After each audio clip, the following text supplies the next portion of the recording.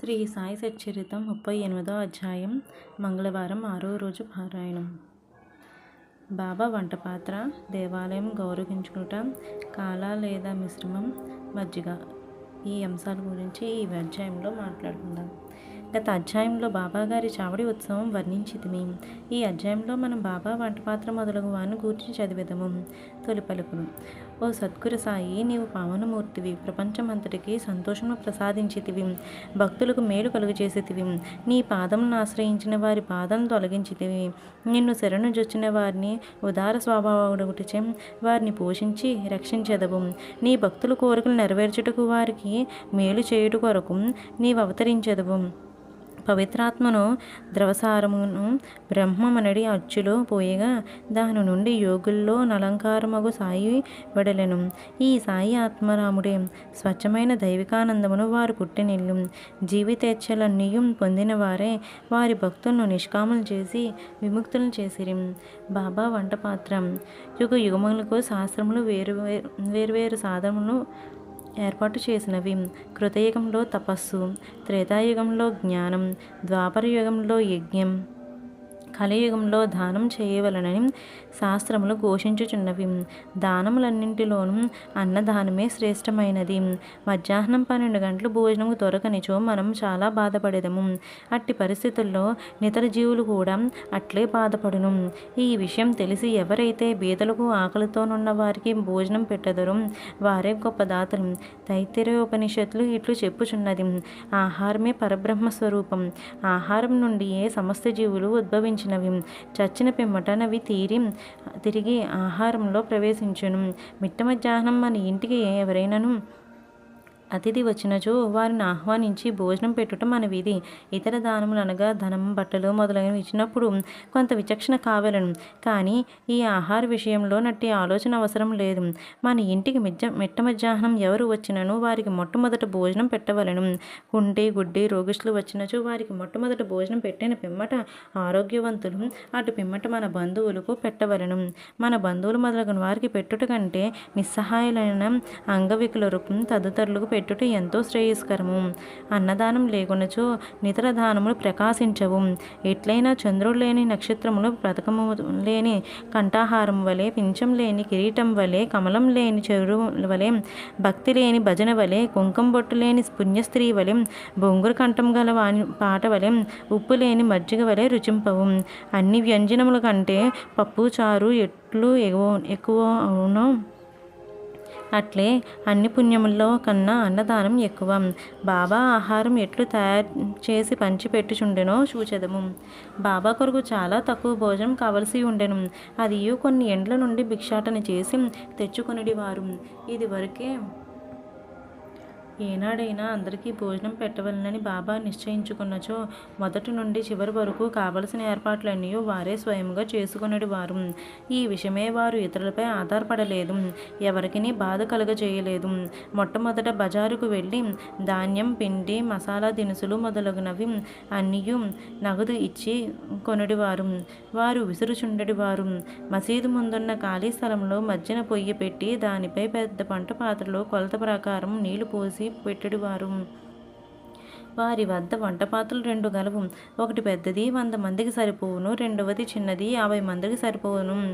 ఒక్కొక్కప్పుడు చక్కెర పొంగలు వండేవారు, మరొకప్పుడు మాంస పలావు వండేవారు. ఒక్కొక్కప్పుడు పప్పుచారు ఉడుకునప్పుడు గోధుమ పిండి బిళ్ళలు అందులోని వదిలేవారు. మసాలా వస్తువులను చక్కగా నూరి దాని వంటపాత్రలో వేసేవారు. పదార్థములు చాలా రుచిగా నుండుటకు ఎంత శ్రమ తీసుకోవలసిన అంత శ్రమను పడిచుండెడివారు. అప్పుడప్పుడు అంబలి వండేవారు, అనగా జొన్న పిండిని నీళ్ళలో నుడగబెట్టి దాన్ని మజ్జిగలో కలుపుచుండెడివారు. భోజన పదార్థములతో ఈ అంబలిని కూడా అందరికీ కొంచెముగా పెట్టెడివారు. అన్నం సరిగ్గా నుడికినదో లేదో అని పరీక్షించుటకు బాబా తన కఫ్నీని పైకెత్తి చేతిని నిర్భయముగా మరుగుచున్న డేకిసాలో పెట్టి కలుపుచుండటి వారు వారి ముఖమునందు భయచిహ్నములు కానీ చేయు కాలినట్టు కానీ కనిపించేది కాదు. వంట పూర్తి కాగానే బాబా ఆ పాత్రలను మసీదులోకి తెచ్చి మౌల్వీచే ఆరగింపు పెట్టించేవారు. మొట్టమొదట కొంత మహల్సాపతికి తాచాకు ప్రసాదముగా పంపించిన పిమ్మట మిగతా దాన్ని బీదవాండ్రకు దిక్కులేని వారికి సంతృప్తిగా పెట్టుచుండేవారు. బాబా స్వయంగా తన చేతులతో తయారు చేసి స్వయంగా వడ్డించగా భోజనం చేసిన వారు నిజంగా ఎంతో పుణ్యాత్ములు, అదృష్టవంతులై ఉండవలెను. బాబా తన భక్తులందరికీ శాకాహారం మాంసాహారం ఒకే రీతిగా పెట్టుచుండెను అని ఎవరికైనా సందేహం కలగవచ్చును. కానీ దీని జవాబు సులువు సామాన్యమైనది. ఎవరు మాంసాహారులు అట్టివారికే ఆ వంట పాత్రలోని పెట్టేటివారు. మాంసాహారులు కాని వారు నా పాత్రను కూడా ముట్టనీయలేదు. వారి మనసుల్లో దీన్ని తినుటకు కోరిక గురించి కలగనిచ్చేటివారు కాదు. గురువుగారు ఏదైనా ఇచ్చినప్పుడు దాన్ని తినవచ్చునా లేదా అని యోచించు శిష్యుడు నరకమునకు పోవును రూఢి కలదు. దీన్ని శిష్యులు బాగా గ్రహించి నెరవేర్చుచుండిరు లేదా చూచుటకు బాబా ఒక్కొక్కప్పుడు పరీక్షించుచుండెడివారు. దీనికి ఒక ఉదాహరణ. ఒక ఏకాదశి నాడు దాదా కేల్కర్కు కొన్ని రూపాయలు ఇచ్చి కొరాల్బాగు పోయి మాంసం కొని తెమ్మనను. ఇతడు సనాతనాచార్యుడు చేత బ్రాహ్మణుడు, ఆచారవంతుడు. సద్గురువుకు ధనం ధాన్యం వస్త్రం మొదలగునవి ఇచ్చుట చాలదనియు కావలసినది అక్షరాల గురువు ఆజ్ఞను పాటించుటయే అనియు గురువు ఆజ్ఞానుసారం నెరవేర్చుటకై అని ఇది నిజమైన దక్షిణ అనియు దీనివల్లే గురువు సంతుష్టి చెందిరనియు అతనికి తెలియను. కనుక దాదా కేల్కర్ దుస్తులు ధరించి బజారుకు బయలుదేరాను.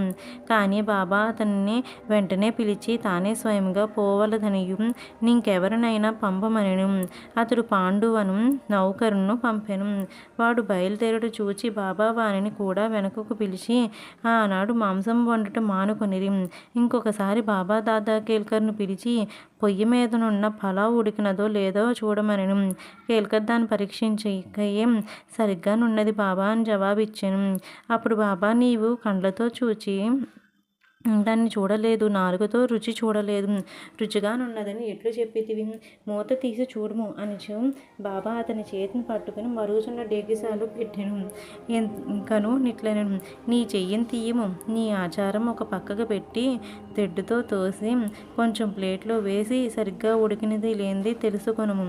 తల్లి మనసున నిజమైన ప్రేమ జన్మించినప్పుడు ఆమె తన బిడ్డను గిల్లి ఆ బిడ్డ ఏడ్చినప్పుడు దానిని కౌగిలించుకుని ముద్దు పెట్టుకును.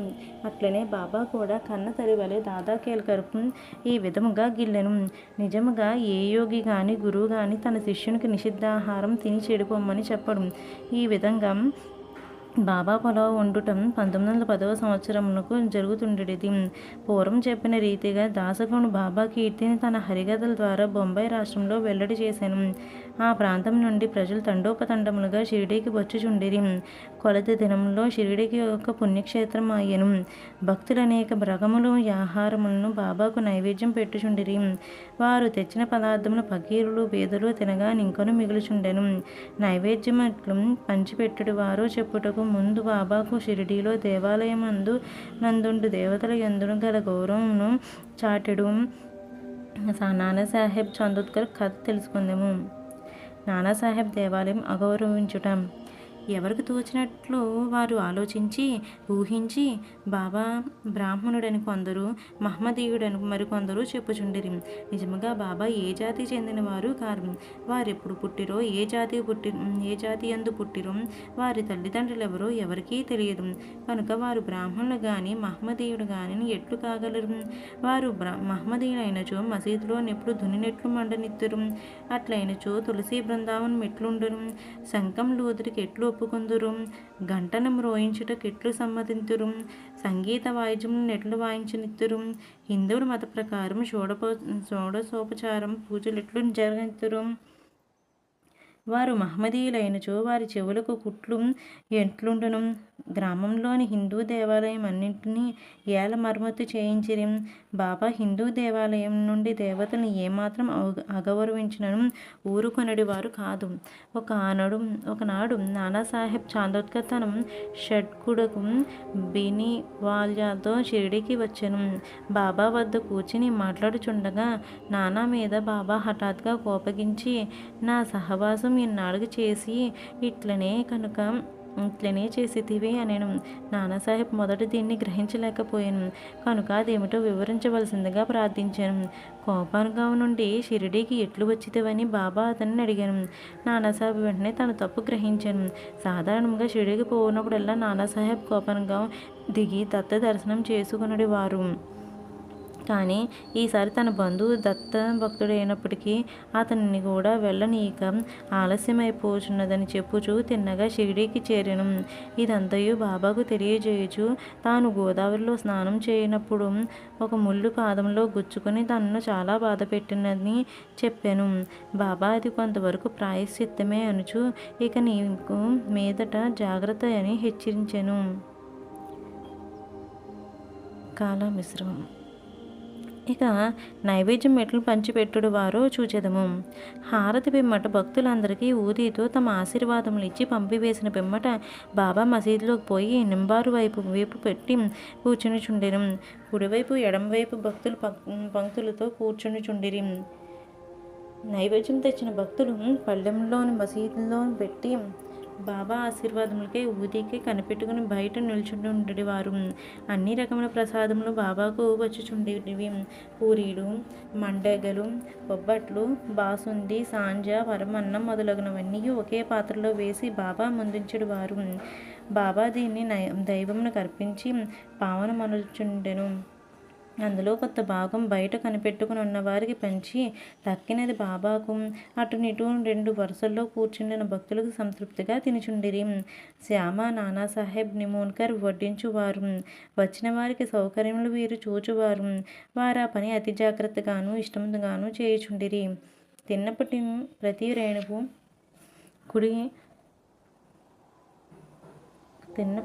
రేణువు కూడా తృప్తియో సత్తువై కలుగుచేయును. అది అట్టి రుచి, ప్రేమ, శక్తి కలిగిన ఆహారం. అది సదా శుభ్రమైనది, పవిత్రమైనది. ఒక గిన్నెడు మజ్జిగ గురించి మాట్లాడదాం. ఒకనాడు హేమట్ పంతు మసీదులో అందరితో కడుపు నిండా తినెను. అట్టి సమయమున బాబా అతనికి ఒక గిన్నెడు మజ్జిగ త్రాగమని ఇచ్చెను. అది తెల్లగా చూచుటకు కింపుగా ఉండెను. కానీ అతని కడుపులో ఖాళీ లేనట్లు ఉండెను.